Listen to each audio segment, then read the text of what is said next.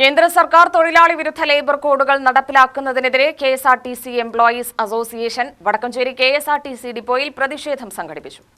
ഇൻകുലാബ് സിന്ദാബാദ് ഇൻകുലാബ് സിന്ദാബാദ് ഇൻകുലാബ് സിന്ദാബാദ് ഇൻകുലാബ് സിന്ദാബാദ് ഇൻകുലാബ് സിന്ദാബാദ് ഇൻകുലാബ് സിന്ദാബാദ് സിഐടിയു സിന്ദാബാദ് സിഐടിയു സിന്ദാബാദ് പ്രതിഷേധം പ്രതിഷേധം പ്രതിഷേധം പ്രതിഷേധം തൊഴിലാളി വിരുദ്ധ ലേബർ കോഡുകൾ പിൻവലിക്കുക തൊഴിലാളി വിരുദ്ധ ലേബർ കോഡുകൾ പിൻവലിക്കുക തൊഴിലാളികൾ ആർജിച്ചെടുത്ത അവകാശങ്ങൾ പുനഃസ്ഥാപിക്കുക.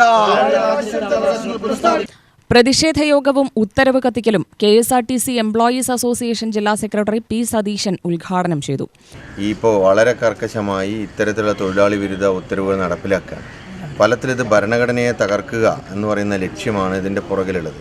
കാരണം തൊഴിലാളികൾ എന്നത് ജാതിക്കും മതത്തിനും വർഗത്തിനും വർണ്ണത്തിനും മേലെ ചിന്തിക്കുന്നവരായതുകൊണ്ട് ആ തൊഴിലാളികളുടെ സംഘടിത ശേഷിയെ തകർക്കുകയും ഒരു സ്ഥാപനത്തിൽ ഒരു മിനിമം 200 തൊഴിലാളികളുടെ താഴെയുള്ള ആർക്കും തന്നെ പണിമുടക്കുകൾക്ക് നോട്ടീസ് കൊടുക്കാൻ കഴിയില്ല എന്നും മാനേജ്മെൻറ്റുകൾക്ക് അവരുടെ താല്പര്യത്തിനനുസരിച്ചുകൊണ്ട് ഇത്തരത്തിലുള്ള പണിമുടക്കുകൾ നടത്താൻ കഴിയില്ല എന്ന് പറയാമെന്നും അങ്ങനെ എല്ലാ തൊഴിലാളികളുടെയും പണിമുടക്കാനുള്ള അവകാശത്തിനെ സമരം ചെയ്യാനുള്ള അവകാശത്തിനെ ഒക്കെ നിഷേധിക്കുകയാണ് ഈ ലേബർ കോഡുകൾ വഴി ചെയ്യുന്നത്.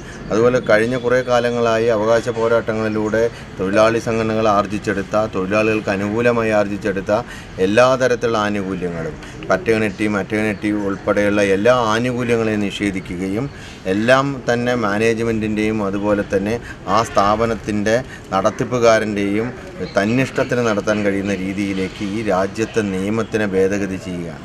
ഇത് ഈ രാജ്യത്ത് ഇനി ഒരിക്കൽ പോലും സംഘടിതമായൊരു തൊഴിലാളി പ്രക്ഷോഭങ്ങൾ ഉയർന്നു വരാതിരിക്കാനുള്ള ശ്രമത്തിൻ്റെ ഭാഗമാണ്. ഈ ശ്രമത്തിനെ എല്ലാ ശക്തിയുക്തമായി എതിർത്ത് തോൽപ്പിക്കുക എന്നതാണ് ഇപ്പോൾ തൊഴിലാളി സംഘടനകളുടെ നേതൃത്വത്തിൽ തീരുമാനിച്ചിരിക്കുന്നത്.